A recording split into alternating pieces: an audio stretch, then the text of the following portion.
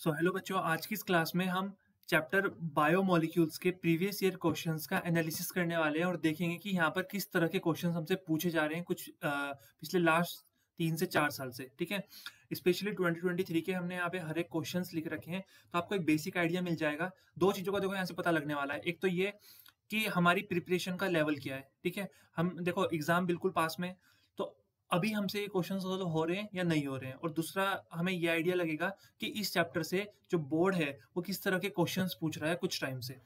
तो चलिए पहले क्वेश्चन शुरू करते हैं। तो पहला क्वेश्चन क्या है कि when D glucose reacts with when D glucose reacts with HI it forms. देखो हमने पढ़ा है method of preparation of glucose में। एक मेथड ऑफ प्रिपरेशन क्या होता है कि जो ग्लूकोज होता है इसका रिएक्शन हम करा देते हैं किसके साथ, HI के साथ। तो अगर ग्लूकोज का रिएक्शन हम HI के साथ कराएंगे तो हमें क्या मिलता है, ग्लूकोज का रिएक्शन अगर हम HI के साथ कराते हैं तो हमें मिलता है एन हेक्सेन। तो हमारा आंसर क्या हो जाएगा, एन हेक्सेन। क्लियर, तो option number B is our correct answer. Second statement क्या बोल रहा है, which of the following statement is not true about glucose. तो इनमें से कौन सी स्टेटमेंट ऐसी है जो नॉट ट्रू मतलब फॉल्स, इनमें से फॉल्स स्टेटमेंट कौन सी है। सो पहला है इट इज एन एल्डोहेक्सोज, सही है। ठीक है, on heating with HI it forms an hexane, अभी हमने बात की। ठीक है, it is present in pyranose form, ठीक है। इट गिव्स 2,4 DNP टेस्ट, तो ये हमारी गलत हो जाएगी। ठीक है, ये हमारा 2,4 DNP टेस्ट नहीं देता है due to its cyclic structure. ठीक है, तो ऑप्शन नंबर डी हमारा करेक्ट आंसर। मैंने बल्कि इनफैक्ट इन तीन को गलत करना था क्योंकि ये सही स्टेटमेंट है और ये हमारा सही हो जाएगा, ऑप्शन नंबर डी। नेक्स्ट हम बात करते हैं फ्रेंड्स यहाँ पर क्वेश्चन नंबर थर्ड की, hydrolysis of sugar is cold. Sugar की अगर हम हाइड्रोलिसिस करते हैं तो हमें क्या मिलता है। देखो शुगर का जो फॉर्मूला होता है वो क्या होता है, C12H22O11। ठीक है, शुगर को हो या सुक्रोज। तो अगर इसकी हाइड्रोलिसिस करते हैं मतलब इसमें वाटर ऐड करते हैं तो हमें क्या मिलता है, हमें मिलता है ग्लूकोज प्लस फ्रुक्टोज। तो ग्लूकोज का फॉर्मूला क्या होता है, C6H12O6। ठीक है, और फ्रुक्टोज का फॉर्मूला भी क्या होता है, C6H12O6। तो हमारा आंसर क्या हो जाएगा, hydrolysis of sugar is cold. अच्छा, हाइड्रोलिसिस ऑफ शुगर क्या कहलाती है, तो हाइड्रोलिसिस ऑफ शुगर कहलाती है इन्वर्जन। क्या कहलाएगी, इन्वर्जन। ठीक है, which of the following sugar is known as dextrose. तो डेक्सट्रोज हम किसको बोलते हैं, तो डेक्सट्रोज हम बोलते हैं ग्लूकोज को। किसको बोलते हैं, ग्लूकोज को। अच्छा, डेक्सट्रोज क्यों बोला जाता है ग्लूकोज को, क्योंकि ग्लूकोज जो होता है ये जो प्लेन पोलराइज्ड लाइट होती है, ठीक है, प्लेन पोलराइज्ड लाइट होती है, इसको राइट की तरफ क्या करता है, रोटेट करता है, तो इसलिए इसको डेक्सट्रोज बोलते हैं। और अगर ये लेफ्ट की तरफ रोटेट करता है तो उसको बोलते हैं लीवोज। ठीक है, ध्यान रखना है। तो ये ऑप्शन हो गया हमारा ए। नेक्स्ट क्वेश्चन है कि glucose on reaction with bromine water gives. तो अगर ग्लूकोज का रिएक्शन ब्रोमाइन वाटर के साथ होगा तो क्या क्या मिलेगा हमको, तो ग्लूकोनिक एसिड मिलता है। ठीक है, देखिए मैं यहाँ पे बना भी देता हूँ। देखो ग्लूकोज का फॉर्मूला होता है, ग्लूकोज का स्ट्रक्चर अगर बनाना है सबसे ऊपर क्या होता है, CHO होता है, और फिर क्या होता है CHOH होता है 4 टाइम्स, CHOH की होल पावर 4, और फिर हो जाता है CH2OH। मैंने शॉर्ट में इसका स्ट्रक्चर लिख दिया। ठीक है, तो यहाँ पर अगर हम इसमें ब्रोमाइन वाटर के साथ रिएक्शन कराएंगे तो ऑक्सीडेशन, ऑक्सीजन, ये हो गया हमारा ब्रोमाइन वाटर। तो हमको यहाँ से क्या मिलता है, ग्लूकोनिक एसिड मिलता है, क्योंकि ऑक्सीडेशन हो जाता है ब्रोमाइन वाटर के साथ। तो देखो ये एल्डिहाइड ग्रुप है। ठीक है, तो एल्डिहाइड ग्रुप का अगर ऑक्सीडेशन होता है तो किसमें कन्वर्ट हो जाता है, एसिड ग्रुप में। तो ये हो जाएगा COOH, और ये हो जाएगा CHOH का होल पावर 4, और ये हो जाएगा CH2OH। तो इसको हम बोलते हैं ग्लूकोनिक एसिड। क्या बोलते हैं, ग्लूकोनिक एसिड। तो ये हमारा आंसर हो जाएगा। तो ऑप्शन कौन सा हो जाएगा यहाँ पे, option number C is our correct answer. चलिए अब नेक्स्ट क्वेश्चन पे चलते हैं। नेक्स्ट क्वेश्चन क्या बोल रहा है, देखो नेक्स्ट क्वेश्चन में बोल रखा है कि in the following reaction identify A and B। तो हमें एक रिएक्शन दे रखी है और हमें बताना है इस रिएक्शन में A क्या होगा और B क्या होगा। देखो C6H12O6 ये क्या है, ग्लूकोज। ठीक है, इसका रिएक्शन हम कर रहे हैं किसके साथ, कॉन्सनट्रेटेड नाइट्रिक एसिड के साथ। ठीक है, HNO3 के साथ इसका रिएक्शन हो रहा है। तो क्या मिलना चाहिए, देखो अगर हम ग्लूकोज का रिएक्शन किसके साथ कराते हैं, HNO3 के साथ कराएंगे तो हमें क्या मिलेगा, बताओ क्या मिलेगा। देखो ग्लूकोज है ना यहाँ पे C6H12O6, तो C6H12O6 लिख देते हैं हम यहाँ पे, C6H12O6। इसका रिएक्शन देखो ये लिख तो रखा C6H12O6, इसका रिएक्शन अगर कॉन्सनट्रेटेड नाइट्रिक एसिड के साथ करते हैं मतलब HNO3 के साथ अगर हम करते हैं तो हमको क्या मिलता है, हमको यहाँ से मिलेगा सैचुरिक एसिड। क्या मिलेगा, सैचुरिक एसिड। तो ये जो ऑप्शन क्या हो जाएगा, ऑप्शन बी हो जाएगा हमारा, ये सैचुरिक एसिड होना चाहिए। देखो सैचुरिक एसिड का फॉर्मूला क्या होता है, मैं यहाँ पे लिख देता हूँ, ठीक है। बी जो हो जाएगा हमारा वो सैचुरिक एसिड हो जाएगा, और सैचुरिक एसिड का फॉर्मूला क्या होता है, सी एसिड ग्रुप ऊपर, फिर बीच में CH, एक तरफ H एक तरफ OH, तो इसको हम लिख सकते हैं CH2OH, और फिर अगेन नीचे क्या होता है, COOH होता है, तो इसको हम बोलते हैं सैचुरिक एसिड, सैचुरिक एसिड। तो ऑप्शन नंबर बी में सैचुरिक एसिड किस में दिख रहा है हमें, कौन से ऑप्शन में दिख रहा है, ऑप्शन नंबर देखो बी, ये दिख रहा है ना, COOH, फिर CH2 की पावर 4, ये CH2 4 और फिर COH, तो ऑप्शन नंबर डी हमारा क्या हो जाएगा, करेक्ट आंसर हो जाएगा, ठीक है, ये आंसर आ गया। और ऐसे ही अगर हम ग्लूकोज का रिएक्शन एसिटिक एनहाइड्राइड के साथ कराते हैं, अगर ग्लूकोज का रिएक्शन हम एसिटिक एनहाइड्राइड के साथ कराते हैं तो हमें क्या मिल जाएगा, हमें यहाँ से मिलना है ये, इसको हम बोलते हैं ग्लूकोज पेंटा एसीटेट, इसका नाम होता है ग्लूकोज पेंटा एसीटेट।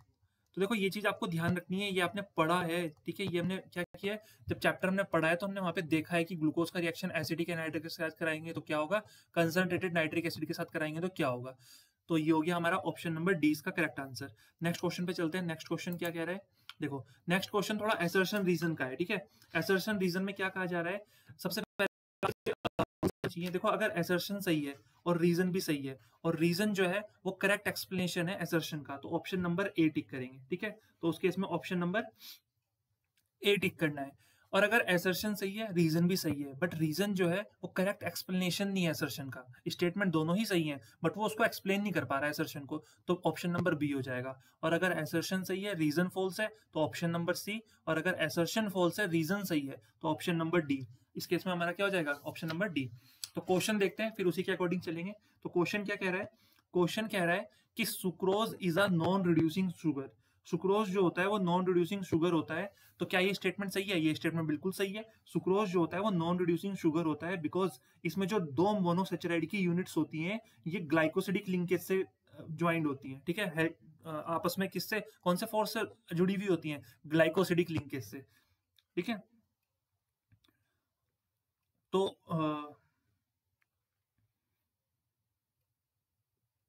ये हो गया हमारा, ठीक है। तो सुक्रोज हमारा नॉन रिड्यूसिंग शुगर होता है, ये हमारी स्टेटमेंट सही है, ठीक है।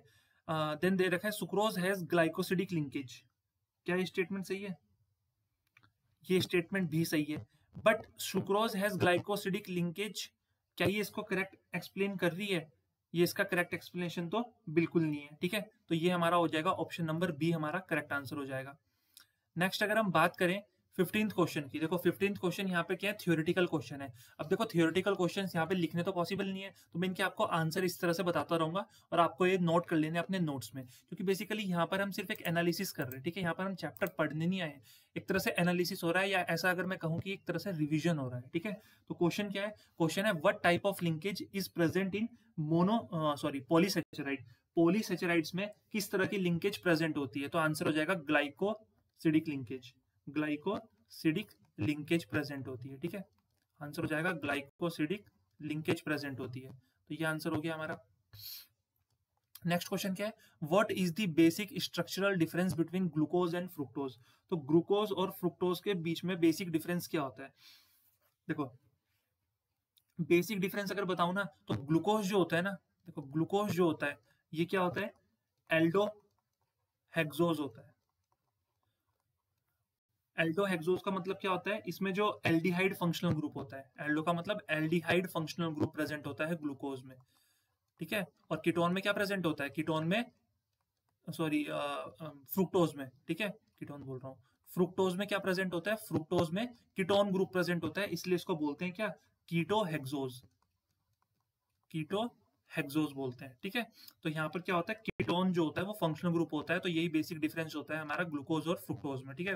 काफी ज्यादा पूछा जाता है question, basic difference between glucose and fructose. देखो बोर्ड में जो क्वेश्चन इस चैप्टर से बनेगा वो एक क्वेश्चन तो पक्का ग्लूकोज फ्रुक्टोज के आसपास ही कहीं मंडराएगा, ठीक है, यहीं से पूछा जाएगा।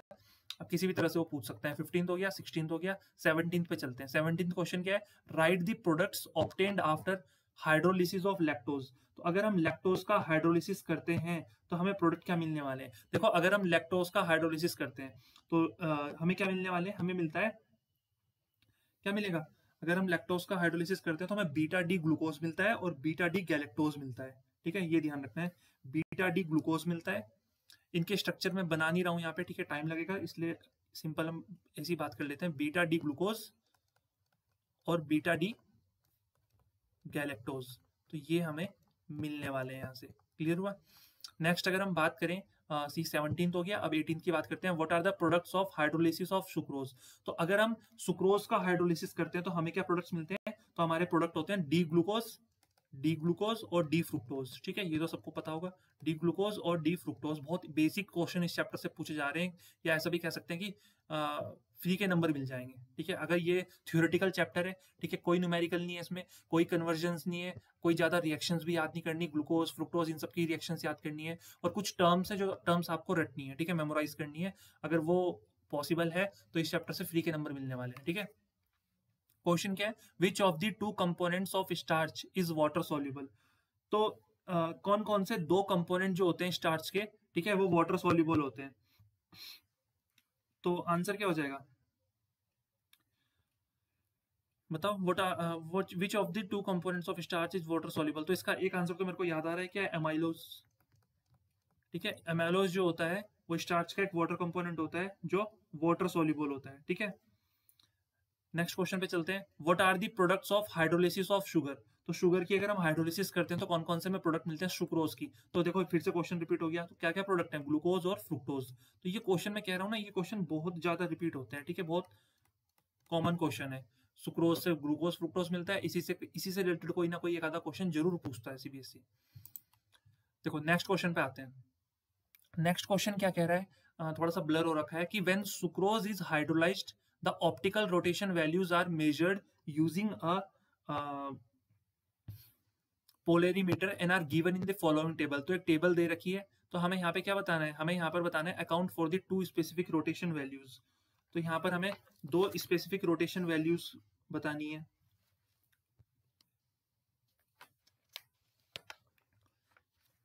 ठीक है, और फिर क्या बोल रखा है? Which what is the specific name given to sucrose based on the above observation. Then one of the product form during the hydrolysis of sucrose is glucose, then that reacts with hydroxyl amine to give compound है, identify compound है। ठीक है, इस question को करते हैं। ठीक है, देखो सुक्रोज को हाइड्रोलाइज कर रहे हैं, द ऑप्टिकल रोटेशन वैल्यूज जो है वो ये आ गई। तो account for the two specific rotation values.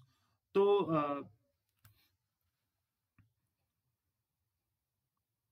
देखो ये तो एक थियोरेटिकल क्वेश्चन है। ठीक है, इस थियोरेटिकल क्वेश्चन को कैसे हम सॉल्व कर सकते हैं?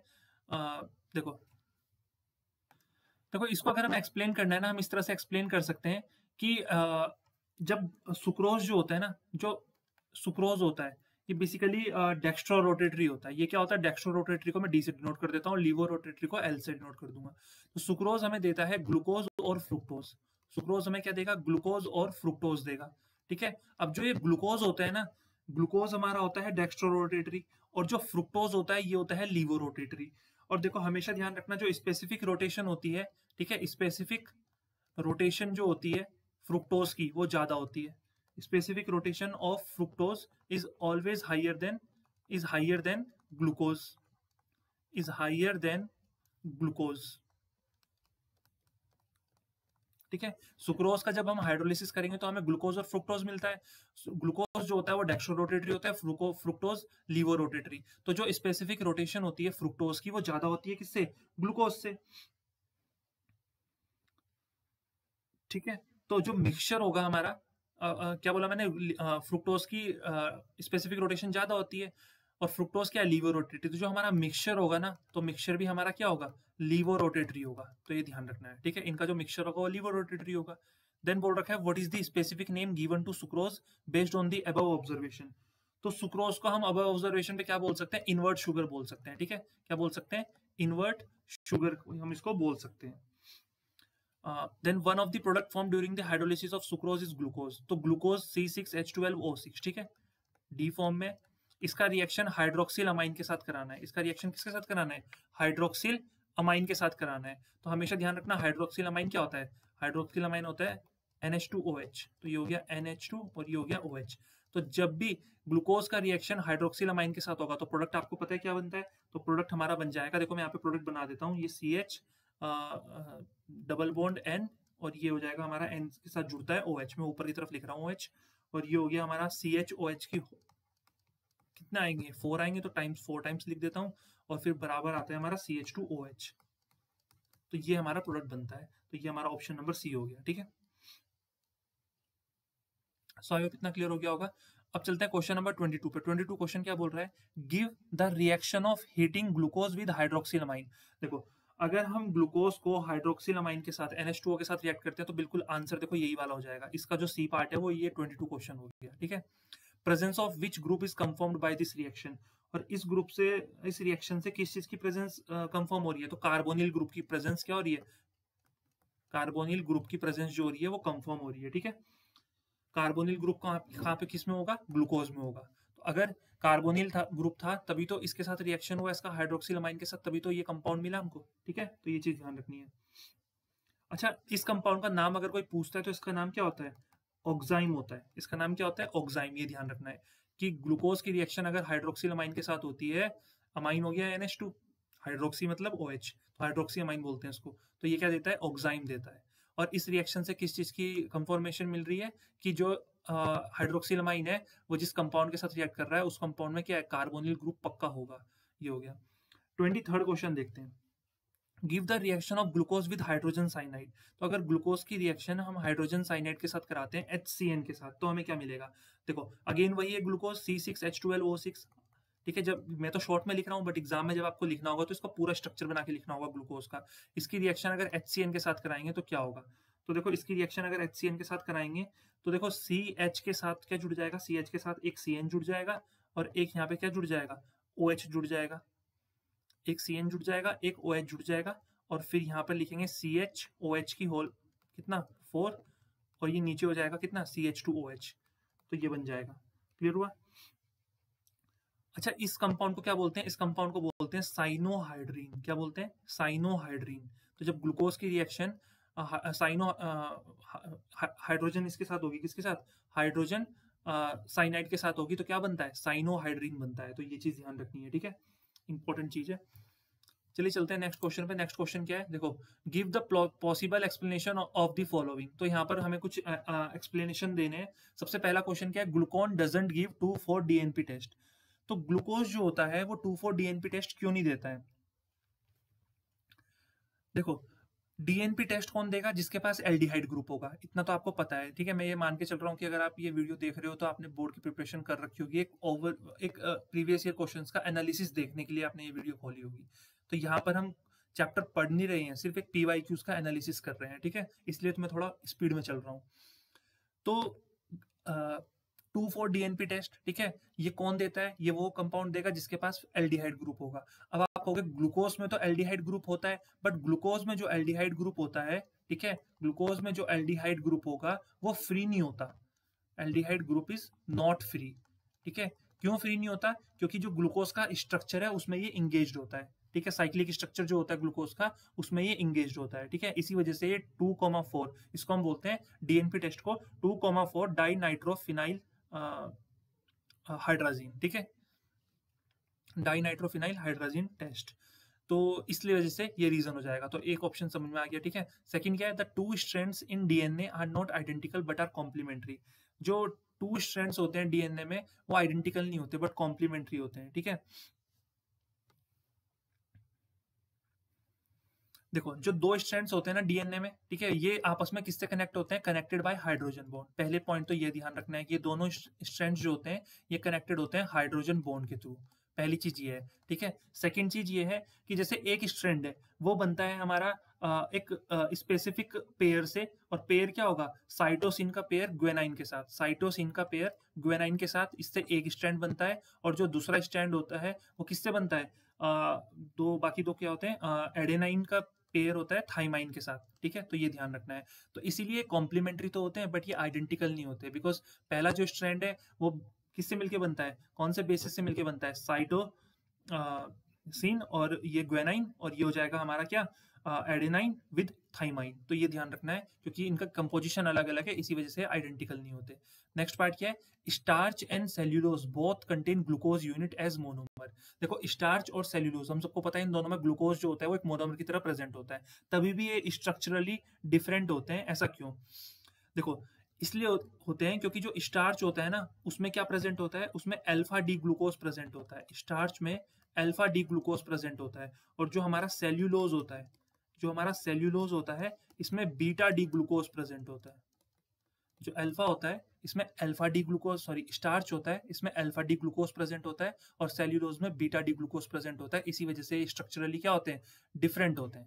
सो आई होप इतना क्लियर हो गया होगा। ठीक है, बहुत बेसिक क्वेश्चन है, हम फटाफट क्विक रिवीजन कर रहे हैं। ठीक है, क्योंकि अगर हम ज्यादा डीप में जाएंगे तो बहुत टाइम लगने वाला है, और यहाँ पर सिर्फ हम क्या कर रहे हैं, एक ओवरव्यू ले रहे हैं चैप्टर का कि किस तरह के क्वेश्चन हमसे पूछे जा रहे हैं और क्या हमसे क्वेश्चन इस टाइम पे बन पा रहे हैं या नहीं बन पा रहे, या और ज्यादा मेहनत की जरूरत है।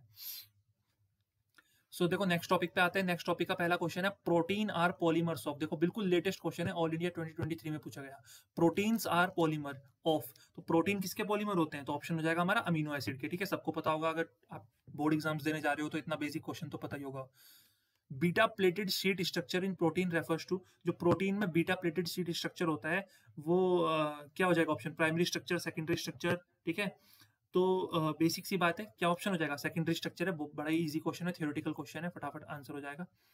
नेक्स्ट पार्ट पे चलते हैं। देखो नेक्स्ट पार्ट भी एमसीक्यू है। Amino acids which can not be synthesised in the body and must be obtained through diet are known as essential amino acid. ठीक है, तो कितने इजी इजी क्वेश्चंस बोर्ड में पूछे जा चुके हैं। ये क्वेश्चन भी हमारा 2022 में पूछा गया था। भाई सीधी सी बात है, अगर किसी को नॉलेज भी नहीं है ना, और वो सिंपल लॉजिक लगाएगा कि जो अमीनो एसिड्स हमारी बॉडी में नहीं बनते बट हमें डाइट के थ्रू लेने पड़ते हैं, वो एसेंशियल अमीनो एसिड ही कहलाएंगे। ठीक है, कंप्लीट द फॉलोइंग एनालॉजी, तो एनालॉजी को कंप्लीट करना है। Curling of milk A, alpha helix B, तो यहाँ पर बताना है ए की जगह पे इन चारों में से क्या आएगा और बी की जगह इन चारों पे से क्या आएगा। तो कर्लिंग ऑफ मिल्क क्या होता है, डीनेचर्ड प्रोटीन। ठीक है, ये हो जाएगा हमारा ऑप्शन नंबर बी, डीनेचर्ड। अच्छा, डीनेचर्ड प्रोटीन दो ऑप्शन में, तो रुक जाओ एक मिनट देख लेते हैं बी की वैल्यू क्या होगी। अल्फा हेलिक्स, तो अल्फा हेलिक्स किसका स्ट्रक्चर होता है, अल्फा हेलिक्स हमारा प्राइमरी स्ट्रक्चर होता है। ठीक है, ये ध्यान रखना है, अल्फा हेलिक्स हमारा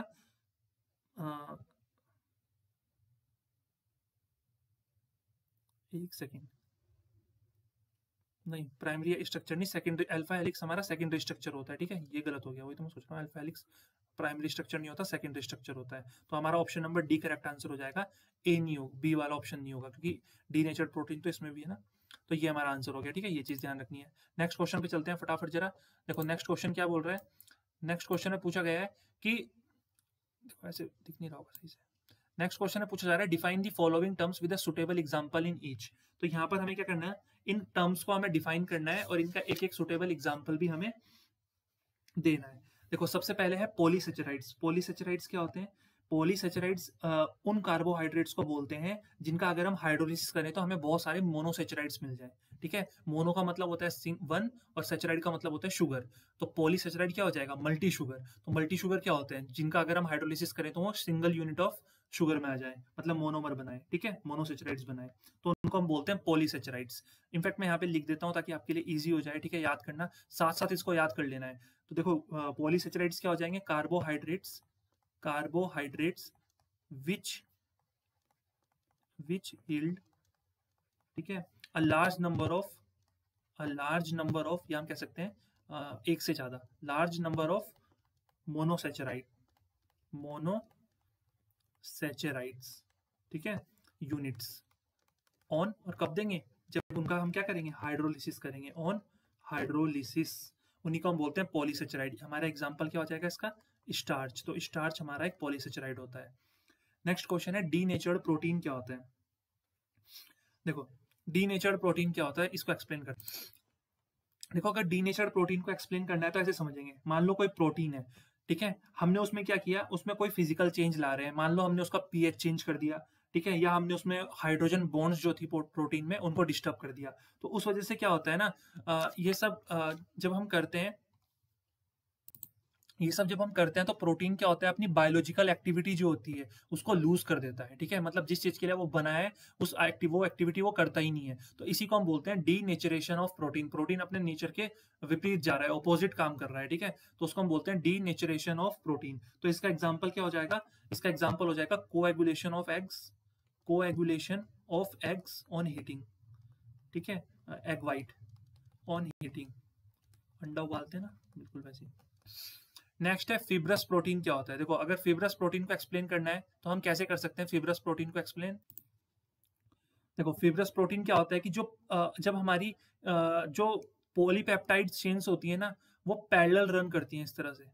पॉलीपेप्टाइड चेन्स जो होती हैं वो इस तरह से पैरेलल रन करती हैं, ठीक है, और ये आपस में जुड़ी हुई होती हैं हाइड्रोजन बॉन्ड के थ्रू। कौन सा फोर्स लगता है इनमें? Hydrogen bond. तो when the polypeptide chains run parallel and are held together by hydrogen, ठीक है, एंड डाइसल्फाइड बॉन्ड, तो एक फाइबर लाइक स्ट्रक्चर बनता है हमारी बॉडी में, ठीक है। और उस फाइबर लाइक स्ट्रक्चर को हम क्या बोलते हैं? फाइब्रस प्रोटीन बोलते हैं, ठीक है। उसको हम क्या बोलते हैं? फाइब्रस प्रोटीन, क्योंकि वो फाइबर की तरह दिखता है, इसलिए उसको हम बोलते हैं फाइब्रस प्रोटीन, ठीक है। इसके बारे में थोड़े से पॉइंट्स जान लेते हैं। ये जो होता है इनसॉल्युबल होता है वाटर में, it is insoluble in water. अच्छा, इसके एग्जाम्पल अगर कोई पूछे कि फाइब्रस प्रोटीन के एग्जाम्पल पूछे, क्या उन्होंने पूछ ही रखे हैं, ठीक है। अच्छा, मैंने पॉलीसेचराइड का आपको एग्जाम्पल बताया, पॉलीसेचराइड का एग्जाम्पल यहाँ बता रखा है स्टार्च, ठीक है। डीनेचर्ड प्रोटीन का एग्जाम्पल हो जाएगा coagulation of egg white on heating. और जो हमारा फाइब्रस प्रोटीन है, इसके हमारे पास ढेर सारे एग्जाम्पल है, जैसे केराटिन, बालों में प्रोटीन होता है ना, जिसको हम बोलते हैं केराटिन, ठीक है। हेयर प्रोटीन होता है, ये ध्यान रखना, ये हमारा क्या होता है? Hair protein. इसके अलावा अगर हम बात करें मायोसिन, ठीक है, मायोसिन क्या होता है? मसल प्रोटीन होता है, तो ये भी हमारा फाइब्रस प्रोटीन का एग्जाम्पल होता है। अगर हम फिब्रियोन की बात करें, फिब्रियोन क्या होता है? Silk protein. तो ये सब हमारे एग्जाम्पल हैं फाइब्रस प्रोटीन के।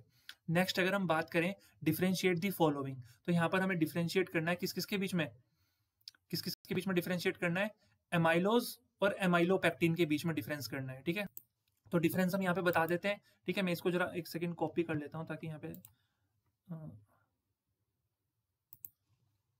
देखो यहाँ पे क्या पूछ रखा है? एमाइलोज और एमाइलोपेक्टिन के बीच में डिफरेंस पूछ रखे। तो हम क्या करते हैं, एक तरफ यहाँ पे लिख लेते हैं एमाइलोज, ठीक है, एमाइलोज, और एक तरफ लिखेंगे एमाइलोपेक्टिन, एमाइलोपेक्टिन, ठीक है। इनके बीच में हम क्या करते हैं? इनके बीच में हम डिफरेंस देखते हैं क्या क्या हो सकते हैं, क्या क्या आपको बोर्ड एग्जाम में लिख के आने हैं। देखो फर्स्ट डिफरेंस जो आप लिख के आओगे वो लिख के आओगे कि जो ये एक वाटर सोल्यूबल कंपोनेंट होता है, ठीक है। फर्स्ट डिफरेंस क्या होता है? एमाइलोज जो होता है ये एक वाटर सोल्यूबल कंपोनेंट है। Amylose is a water soluble component, ठीक है, जिसमें क्या होता है 15 से 20% स्टार्च होता है, ठीक है। बट जो एमाइलोपेक्टिन है ये एक वाटर इनसॉल्युबल कंपोनेंट होता है, वाटर इनसॉल्युबल कंपोनेंट होता है, जिसमें कि 80 से 85% तक क्या होता है? स्टार्च होता है, ठीक है, ध्यान रखना। अच्छा, एक और अगर यहाँ पे हमें डिफरेंस लिखना है तो हम लिख सकते हैं कि लीनियर फॉर्म, ये किस फॉर्म में प्रेजेंट होता है? Linear form of repeating units, linear form of repeating units. कौन सी यूनिट्स रिपीट होती है? विथ 200 to 1000, ठीक है, alpha D glucose, alpha D glucose with joint by 1,4 glycosidic linkage, 1,4 glycosidic linkage, इसके थ्रू क्या होता है? ज्वाइन होता है। तो ये इस तरह से लिख सकते हैं हम, ठीक है। और अगर हमें बताना है एमाइलोपेक्टिन में एक और डिफरेंस, तो हम लिखेंगे it is also a linear form, ये भी हमारी एक लीनियर फॉर्म होती है, और जिसमें रिपीटिंग यूनिट क्या होती है? Of repeating unit. यहाँ पर भी हमारी क्या होती है? अल्फा डी ग्लूकोज होती है, अल्फा डी ग्लूकोज, ठीक है। अप टू कितना होता है? 24 to 30 यूनिट्स, ठीक है। And after that branching will occur, branching will occur. तो आपको सिर्फ बेसिकली ये बताना है कि यहाँ पर भी ये लीनियर फॉर्म होती है अल्फा डी ग्लूकोज के रिपीटेशन के साथ, लेकिन यहाँ पे 200 से 1000 रिपीटेशन होते हैं, और यहाँ पर 24 से 30 रिपीटेशन होते हैं। तो after that branching will occur. This basically ये डिफरेंस हमें बताना है। अगर इतना डिफरेंस हम बता के आते हैं तो हमें पूरे नंबर मिल जाने वाले, ठीक है। नेक्स्ट, अच्छा नेक्स्ट उन्होंने क्या डिफरेंस पूछ रखा है? डिफरेंस पूछ रखा है ग्लोबुलर प्रोटीन और फाइब्रस प्रोटीन में हमें क्या बताना है? डिफरेंस बताने हैं कि ग्लोबुलर प्रोटीन क्या होता है और फाइब्रस प्रोटीन क्या होता है, इनके बीच में आप हमें डिफरेंस बताओ। देखो बहुत बेसिक सा डिफरेंस है कि अगर मैं बात करूं ग्लोबुलर प्रोटीन की, फाइब्रस प्रोटीन तो अभी हमने बात करी, ठीक है। ग्लोबुलर प्रोटीन के बारे में बात करते हैं। ग्लोबुलर प्रोटीन क्या होता है? देखो ग्लोबुलर प्रोटीन की अगर बात करूं तो जो पॉलीपेप्टाइड चेन होती है ना, अगर वो स्फेरिकल शेप की हो जाए तो उसी को हम बोलते हैं ग्लोबुलर प्रोटीन। तो अगर वो पॉलीपेप्टाइड चेन जो होती है, ठीक है, वो जो पॉलीपेप्टाइड चेन जो होती है अगर वो स्फेरिकल शेप में हो जाए, ठीक है, स्फेरिकल शेप की हो जाती है, स्फेरिकल शेप ले लेती है, तो वो प्रोटीन क्या कहलाता है? ग्लोबुलर प्रोटीन कहलाता है। ये हमारा सॉल्युबल होता है, जैसे कि हमारा फाइब्रस प्रोटीन क्या होता है? इनसॉल्युबल होता है, अभी हमने बात की थी। तो ये वाला प्रोटीन क्या होता है? It is soluble in water, ये वाला प्रोटीन जो होता है वाटर में सॉल्युबल इनसॉल्युबल होता है। इसके एग्जाम्पल क्या हो जाएंगे ग्लोबुलर प्रोटीन के? इंसुलिन इसका एक अच्छा एग्जाम्पल हो जाएगा, ठीक है। एल्ब्यूमिन इसका एक अच्छा एग्जाम्पल हो जाएगा। तो ये सब इसके एग्जाम्पल होते हैं ग्लोबुलर प्रोटीन के। तो देखो बेसिक डिफरेंस क्या है, फाइबर प्रोटीन जो होता है वो बिल्कुल एक पैरेलल लाइंस की तरह होती हैं, और अगर वो पॉलीपेप्टाइड चेन हमारी स्फेरिकल शेप ले लेती है तो वो प्रोटीन क्या बन जाता है, ग्लोबुलर प्रोटीन कहलाता है, ठीक है। तो ये चीज ध्यान रखना, जो फाइब्रस प्रोटीन होता है वो इंसॉल्युबल होता है, और ग्लोबुलर प्रोटीन जो होता है वो सॉल्युबल होता है वाटर में। और थर्ड पॉइंट में लिख देना इनके एग्जाम्पल्स। फाइब्रस प्रोटीन के एग्जाम्पल क्या हो जाएंगे, केराटीन, मायोसिन, ठीक है, फिब्रियोन। ग्लोबुलर प्रोटीन के एग्जाम्पल हो जाएंगे इंसुलिन, एल्ब्यूमिन, ये सब एग्जाम्पल हो जाएंगे, ठीक है। नेक्स्ट नेक्स्ट हमसे क्या पूछ रखा है, नेक्स्ट हमसे डिफरेंस पूछ रखा है न्यूक्लियोसाइड और न्यूक्लियोटाइड के बीच में। देखो ओके, न्यूक्लियोटाइड और न्यूक्लियोसाइड के बीच में डिफरेंस पूछ रखा है। देखो ये सब डिफरेंस ना आप अपने नोट से लिख सकते हो, ठीक है। बहुत इजी डिफरेंस होते हैं न्यूक्लियोसाइड और ये जो होते हैं हमारे पास न्यूक्लियोटाइड के बेसिक, ठीक है। तो थ्योरेटिकल पार्ट में हम ज़्यादा टाइम वेस्ट नहीं करेंगे क्योंकि बहुत सारी थ्योरेटिकल पार्ट है। फिर देखो अगला क्वेश्चन 2019 में पूछा गया था, तो amylose, amylopectin, peptide linkage and glycosidic linkage, fibrous protein and globular protein. इसका मतलब ये जो पार्ट है ना, ये काफी इंपॉर्टेंट क्वेश्चन है। तो ये थ्योरेटिकल क्वेश्चन है जो बहुत इंपॉर्टेंट रहने वाले एग्जाम पॉइंट ऑफ व्यू से, तो इनको तो प्रिपेयर करके जाना ही जाना है, ठीक है।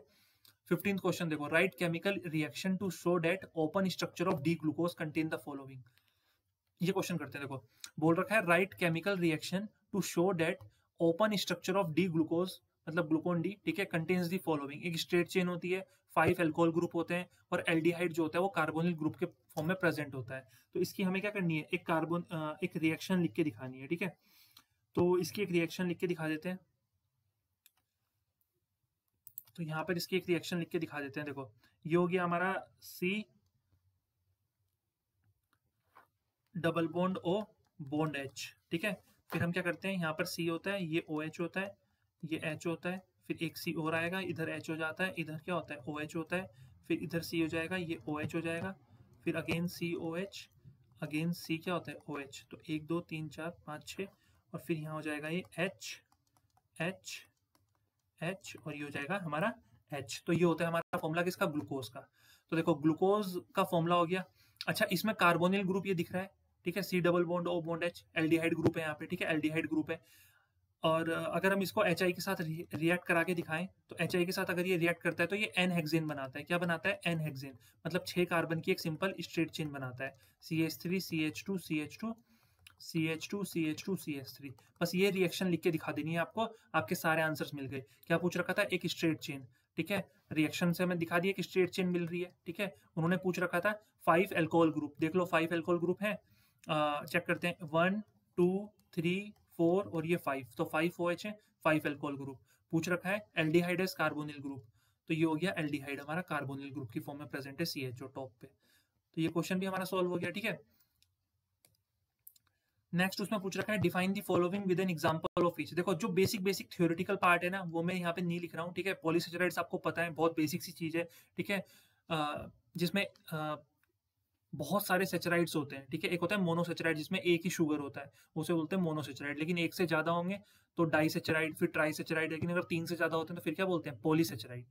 डीनेचर्ड प्रोटीन क्या होता है आपको पता है, ठीक है। प्रोटीन जो होता है, अगर हम उसकी ओरिजिनल फॉर्म को, हम उसमें कोई फिजिकल चेंज लाते हैं, हम उसका पीएच चेंज कर देते हैं या बोन्स को डिस्टर्ब कर देते हैं, अकॉर्डिंग काम नहीं करता, तो उसी को हम बोलते हैं डीनेचर्ड प्रोटीन। एसेंशियल अमोनियो एसिड्स क्या होते हैं, जिनको हम क्या कर सकते हैं, जिनको हम बॉडी में नहीं बना सकते, बॉडी में सिंथेसाइज नहीं कर सकते, ठीक है। उनको हमें बाहर से डाइट के थ्रू ही लेना पड़ता है, ठीक है, खाने के थ्रू ही उनको उनकी कमी को पूरा करना होता है। देखो नेक्स्ट क्वेश्चन क्या है, नेक्स्ट क्वेश्चन है बोल रखा है right the product when D glucose reacts with concentrated HNO3। देखो जब डी ग्लूकोज जो होता है वो कॉन्सनट्रेटेड HNO3 के साथ रिएक्ट करता है, तो हमने स्टार्टिंग में ही पढ़ा था कि ये क्या बनाता है, ये हमारा देता है सेचुरिक एसिड, ठीक है। इसको मैं बना देता हूँ, जैसे C double bond O bond H, ये हो गया C, ये हो गया हमारा क्या OH, ये CH, ये COH, COH, ये COH, ठीक है, 1 2 3 4 5 6, और ये H, ये हमारा हो गया ग्लूकोज, ठीक है। ये हमारा क्या हो गया, ग्लूकोज हो गया।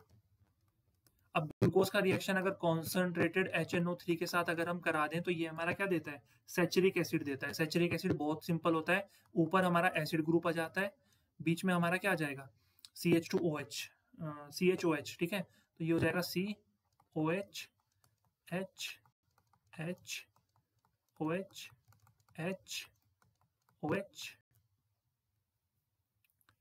ठीक है। ये OH, सॉरी यहाँ पे सिंपल H आएगा, फिर H OH। तो ये हो गया हमारा 1 2 3 4, और फिर डायरेक्ट आता है C डबल बॉन्ड O और बॉन्ड OH। तो ये होता है हमारा सैचुरिक एसिड, ठीक है। तो ये हमें देता है कब, जब ग्लूकोज रिएक्ट होता है कॉन्सेंट्रेटेड HNO3 के साथ।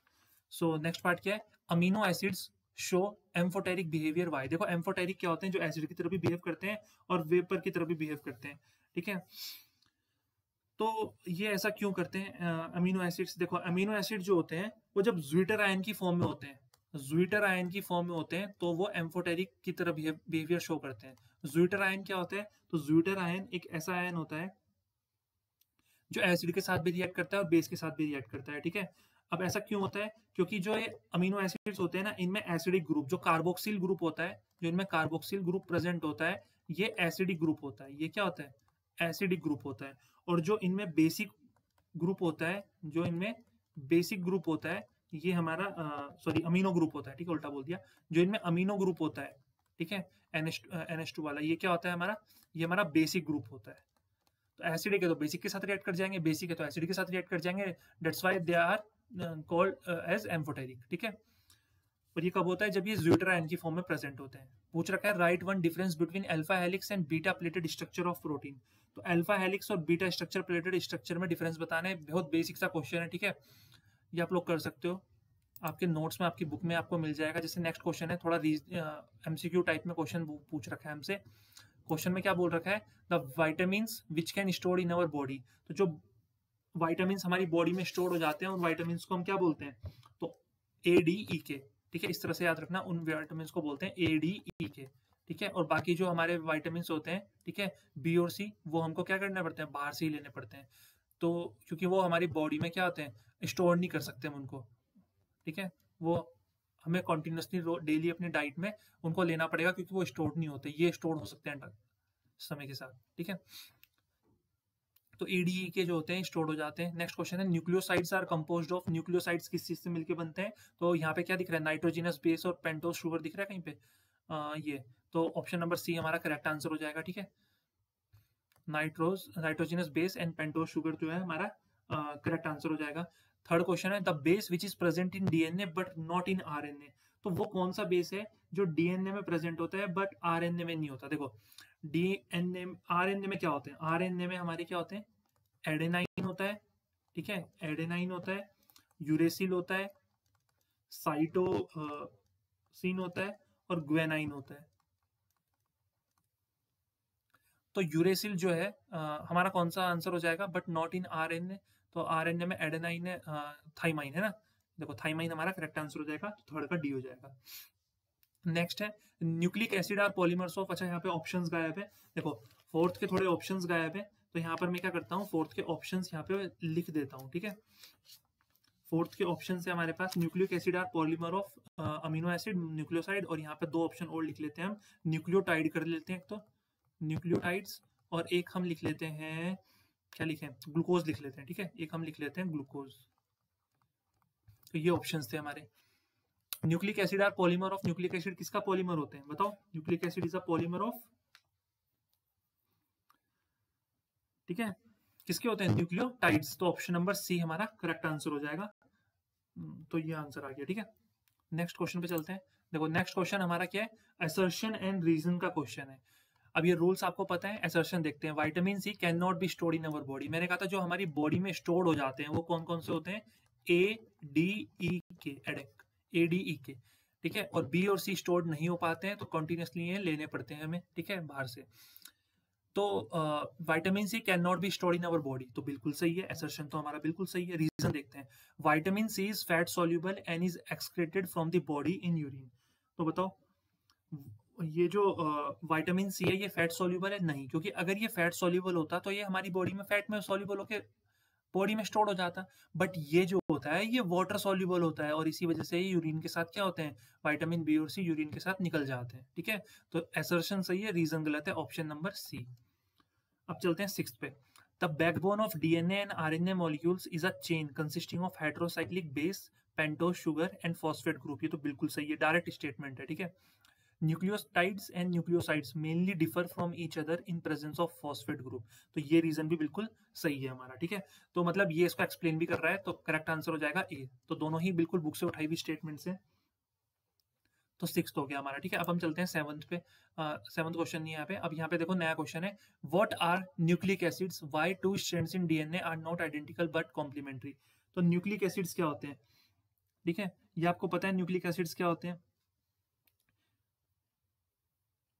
ठीक है। तो न्यूक्लिक एसिड्स को अगर डिफाइन करना है तो बिल्कुल सिंपल से डिफाइन कर सकते हैं हम। Nucleic acid are the long polymeric biomolecules, ठीक है, in which one of the component of chromosomes present in the nucleus of the cell. तो बहुत बेसिक है न्यूक्लिक एसिड को डिफाइन करना, ठीक है। अगर मैं यहाँ पे थोड़ा सा एक्सप्लेन करना चाहूँ न्यूक्लिक एसिड्स क्या होते हैं, देखो न्यूक्लिक एसिड्स जो होते हैं इनको हम दो पार्ट में डिवाइड कर सकते हैं। एक पार्ट होता है डीएनए और एक कंपोनेंट होता है आरएनए, ठीक है। इसको हम बोलते हैं डीऑक्सी राइबोस न्यूक्लिक एसिड और इसको हम बोलते हैं राइबो न्यूक्लिक एसिड, ठीक है। इसके जो कॉन्स्टिट्यूएंट्स होते हैं ये होते हैं sugar, sugar plus nitrogenous base, nitrogenous base. और आरएनए जो होता है इसके जो कंपोनेंट्स होते हैं वो होते हैं राइबोस शुगर, इसके जो कंपोनेंट्स होते हैं वो होते हैं राइबोस शुगर, ध्यान रखना है, ठीक है। और डीएनए के कंपोनेंट्स क्या होते हैं, शुगर प्लस नाइट्रोजिनस बेस। और शुगर जो होता है ये किस चीज से मिलकर बनता है, deoxy ribose sugar, deoxy ribose sugar, ठीक है। थ्योरेटिकल पार्ट इस चैप्टर में, इसलिए मैं कोशिश कर रहा हूँ जितने कम यहाँ पे आंसर लिख पाऊँ उतना ही जल्दी आपके सेशन कंप्लीट हो जाएगा। प्लस फॉस्फेट, ठीक है, या फिर हम बोल सकते हैं phosphoric acid, phosphoric acid, clear. तो ये question why two strands in DNA are not identical but are complementary, ये हम ऑलरेडी डिस्कस कर चुके हैं, ठीक है। ऐसा क्यों होता है, ठीक है, ये पहले भी क्वेश्चन आया था, हमने रिपीट कर लिया है। 12th क्वेश्चन देखो, what is the basic difference between nucleoside and nucleotide. देखो न्यूक्लियोसाइड और न्यूक्लियोटाइड में बेसिक डिफरेंस क्या होता है ये देखते हैं। देखो जो न्यूक्लियोसाइड होते हैं ना, जो न्यूक्लियोसाइड होते हैं ये किस चीज से मिलकर बनते हैं, ये बनते हैं nitrogenous base, nitrogenous base plus sugar से, प्लस शुगर। बट जो न्यूक्लियोटाइड होता है, न्यूक्लियोटाइड होते हैं ये किस चीज से मिलके बनते हैं, nitrogenous base plus sugar plus phosphate, इन सब से मिलके बनते हैं, ठीक है। तो ये बेसिक डिफरेंस होता है। पूछ रखा है what products would be formed when a nucleotide from DNA containing thymine is hydrolysed, ठीक है। तो क्या प्रोडक्ट बनेगा, तो when a nucleotide from DNA containing thymine is hydrolysed, तो हमारा क्या प्रोडक्ट बनता है, देखो मैं यहाँ पे लिख देता हूँ, हमारा प्रोडक्ट बनता है thymine beta D 2 deoxyribose, deoxyribose, ठीक है, ये नाम हो जाएगा, ध्यान रखना। और ठीक है फॉस्फोरिक एसिड, और हमें क्या मिलता है, फॉस्फोरिक एसिड मिलता है। तो ये हमारे प्रोडक्ट्स हो जाएंगे, ये चीज ध्यान रखनी है, ठीक है। नेक्स्ट क्वेश्चन देखो, फिर से थ्योरेटिकल क्वेश्चन है और फटाफट फटाफट देख लेते हैं इनको, ठीक है, ताकि हमारा सेशन जल्दी कंप्लीट हो जाए। What is the difference between native protein and denatured protein. Native protein और डीनेचर्ड प्रोटीन में क्या अंतर होता है, देखो जो प्रोटीन जो होता है जो नेचर में पाया जाता है नेचुरल फॉर्म में, ठीक है, बायोलॉजिकल सिस्टम में पाया जाता है, बिल्कुल एक यूनिक 3D स्ट्रक्चर और बायोलॉजिकल एक्टिविटी के साथ, मतलब एक प्योर प्रोटीन, उसको हम बोलते हैं नेटिव प्रोटीन। लेकिन अगर हम उसमें छेड़खानी करते हैं, उसका पीएच कम ज़्यादा कर देते हैं, बॉन्ड्स को डिस्टर्ब कर देते हैं, तो उसका नेचर जो होता है वो जिस चीज़ के लिए होता है बना है वो काम छोड़ देता है, तो इसलिए उसको बोलते हैं डी नेचर, ठीक है, अपने नेचर के विपरीत जा रहा है, denatured protein. Which one of the following is a disaccharide, तो इनमें से बताना है डाइसेचराइड क्या है। तो लैक्टोज देख लो, जहां पर भी होगा ये लैक्टोज डाइसेचराइड होता है। Option question number C, write the name of the vitamin responsible for the coagulation of blood, vitamin K, ठीक है, सबको पता होता है, बच्चों को विटामिन के आंसर हो जाएगा। 15, right the structural difference between starch and cellulose, तो स्टार्च और सेल्यूलोज के बीच में क्या स्ट्रक्चरल डिफरेंस बताना है, क्या होता है। तो ये एक थ्योरेटिकल क्वेश्चन है, ठीक है, आराम से आप बता ही सकते हो कि सेल्यूलोज जो होता है वो एक लीनियर पॉलीमर होता है, जो किससे बनता है, बीटा ग्लूकोज से बनता है, समझ में आया। और जो स्टार्च होता है, सेकंड क्या पूछ रखा है, स्टार्च ही है ना, स्टार्च, हाँ बिल्कुल, जो स्टार्च होता है, ठीक है, ये पॉलीमर होता है अल्फा ग्लूकोज का, ठीक है। जो सेल्यूलोज होता है ये पॉलीमर होता है किसका, बीटा ग्लूकोज का। लेकिन जो स्टार्च होता है ये पॉलीमर होता है किसका, अल्फा ग्लूकोज का। तो ये ध्यान रखना है, ठीक है। नेक्स्ट क्वेश्चन क्या है, what type of linkage is present in nucleic acid. तो न्यूक्लिक एसिड में किस तरह की लिंकेज होती है, तो 3 तरह की लिंकेज होती है, ध्यान रखना है। पहली होती है हाइड्रोजन बॉन्ड, फर्स्ट लिंकेज हमारी हो जाएगी hydrogen bond. Second one is glycosidic linkage, glycosidic linkage. And third linkage is phosphodiester linkage, phosphodiester linkage, ठीक है, ध्यान रखना है। नेक्स्ट है, give one example each for fibrous protein and globular protein. तो फाइब्रस प्रोटीन के मैंने बहुत सारे एग्जांपल बता दिए। केराटीन होता है, ठीक है, ये सब हमारे क्या होते हैं, केराटीन हो गया, इसके अलावा और क्या हो सकते हैं, मायोसिन हो गया जो मसल प्रोटीन होता है, फिब्रियोन हो गया, सिल्क प्रोटीन, ये सब एग्जांपल होते हैं किसके, फाइब्रस प्रोटीन के। ग्लोबुलर प्रोटीन के एग्जांपल क्या हो जाएंगे, इंसुलिन, एल्ब्यूमिन, ठीक है, या एग एल्ब्यूमिन भी बोल सकते हैं हम। ये सब एग्जांपल होते हैं किसके, ग्लोबुलर प्रोटीन के। देन है नेक्स्ट क्वेश्चन क्या है कि write the name of 2 monosaccharides obtained on hydrolysis of lactose sugar. तो अगर हम लैक्टोज शुगर का हाइड्रोलाइसिस करते हैं तो हमें क्या मिलता है, एक हमें मिलता है beta D glucose, beta D glucose, और एक हमें मिलता है बीटा डी गैलेक्टोज, एक हमें मिलता है बीटा डी गैलेक्टोज। तो ये ध्यान रखना है, ठीक है, फटाफट। Why vitamin C can not be stored in our body, because it is a water soluble. जो वाटर सोल्यूबल होते हैं वो यूरिन के साथ पास आउट हो जाते हैं, ठीक है, तो इसलिए ये स्टोर नहीं हो सकता। नेक्स्ट क्वेश्चन है, what is the difference between a nucleoside and nucleotide, already हम देख चुके हैं। नेक्स्ट क्वेश्चन है, right the products obtained when D glucose reacts with NH2OH। देखो ये क्वेश्चन भी हम कर चुके हैं। NH2OH क्या होता है, हाइड्रोक्सिलामाइन, ठीक है, NH2OH को क्या बोलते हैं, हाइड्रोक्सिलामाइन। और जब डी ग्लूकोज जो होता है हाइड्रोक्सिलामाइन के साथ रिएक्ट करता है तो क्या प्रोडक्ट्स बनते हैं, हम ऑलरेडी देख चुके हैं, ठीक है। अगर ये हाइड्रोक्सिलामाइन के साथ रिएक्ट करता है तो क्या बनता है, हम ऑलरेडी देख चुके हैं, ठीक है। Amino acids show amphoteric behaviour, ये हम ऑलरेडी कर चुके हैं। देख रहे हो क्वेश्चन कितनी बार रिपीट हो रहे हैं। Why can not vitamin C be stored in our body, because it is a water soluble, ठीक है, ये हमने देख चुके हैं। तो ये हमारे पास क्वेश्चंस थे, ठीक है। एक क्वेश्चन हमसे पूछा गया है, ये थोड़ा केस स्टडी बेस्ड क्वेश्चन है, ठीक है। अब देखो केस स्टडी बेस्ड क्वेश्चन बहुत इजी होते हैं। एक क्वेश्चन तो देखो इसमें आपको मालूम ही पड़ चुका है, क्या है कि why vitamin C can not be stored in our body, ये आप आंसर कर दोगे। नेक्स्ट है, define the following as related to protein, peptide linkage define करनी है, डीनेचरेशन हम पढ़ चुके हैं, ठीक है। तो ये 2023 में पूछा गया था क्वेश्चन, ठीक है, लेटेस्ट क्वेश्चन है, बोर्ड में आया हुआ क्वेश्चन है। अब जैसे ये है कि the pentaacetate of glucose does not react with hydroxylamine, what does it indicate, ये क्या इंडिकेट करता है, ठीक है। एक क्वेश्चन तो चलो क्या छोड़ूं, आपके लिए भी बता देता हूँ, ठीक है, कंप्लीट हो जाएगा। Pentaacetate of glucose does not react with hydroxylamine, what does it indicate. तो ये सिंपल सी बात इंडिकेट करता है कि अगर ये हाइड्रोक्सिलामाइन के साथ रिएक्ट नहीं कर रहा है तो इसका मतलब इसमें जो है वो एल्डिहाइड ग्रुप की एब्सेंस है, ठीक है। तो ये इंडिकेट करता है एब्सेंस ऑफ एल्डिहाइड ग्रुप, ठीक है, एब्सेंस ऑफ एल्डिहाइड ग्रुप, या हम लिख सकते हैं carbonyl group, absence of aldehyde group, ठीक है, मतलब CHO ग्रुप की जो है वो एब्सेंस है, ये इंडिकेट करता है, ठीक है। नेक्स्ट हमारा फिर से ऑप्शन में दे रखा था, अगर ये नहीं करना है तो ये कर लो, ठीक है, मतलब ए बी तो करनी है, सी में 2 ऑप्शंस थे, इसको डिफाइन करना है, इनको डिफाइन कर लो, वरना इनको डिफाइन कर दो। तो ये क्या है, एनोमर को डिफाइन कर दो और ग्लाइकोसिडिक लिंकेज को डिफाइन कर दो, ठीक है।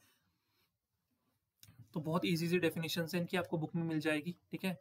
तो हमने कोशिश की कि एक ओवरव्यू इस चैप्टर का फटाफट देख लें, ठीक है, विद इन 1 आवर, ठीक है, 50 मिनट्स में हमने देख लिया है कि किस तरह के क्वेश्चंस बोर्ड में पूछे जा रहे हैं। देखो बेसिक पर्पस ये नहीं था यहाँ पर कि हमने चैप्टर को सीखना है, ठीक है, क्योंकि ये वीडियो तक आप पहुंचे तो चैप्टर आपने पढ़ा ही होगा, ठीक है, क्योंकि ये सिर्फ एक रिवीजन वीडियो है। यहाँ पर बेसिक रिवीजन हो जाएगा कि आपके पिछले 3-4 साल में बोर्ड ने किस तरह से क्वेश्चंस को पूछा है इस चैप्टर से, और क्वेश्चंस का लेवल क्या रहता है। तो आई होप लेवल जिस पर्पस के लिए वीडियो थी वो आपको समझ में आ गया होगा, किस तरह के क्वेश्चंस बोर्ड यहाँ से पूछ रहा है कॉन्टिन्यूसली, और किन किन टॉपिक्स को आपको लेके चलना है, जैसे glucose, fructose, glycosidic linkage, proteins, ठीक है, DNA, RNA, न्यूक्लियोटाइड, न्यूक्लियोसाइड, ठीक है, इन सबसे क्वेश्चंस जो है वो कंटिन्यूसली पूछे जा रहे हैं इस चैप्टर से। तो इन टॉपिक्स को अच्छे से प्रिपेयर करके जाना है।